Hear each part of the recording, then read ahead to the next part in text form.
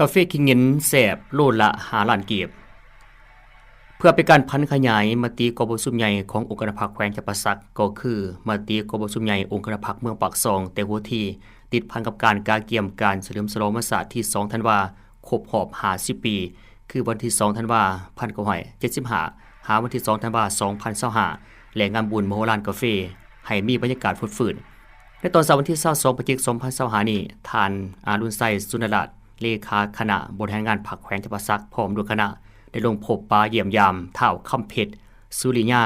เจ้าของห้านคลีนคอฟฟี่บ้านหลัก48เมืองปากซองแขวงจำปาสัก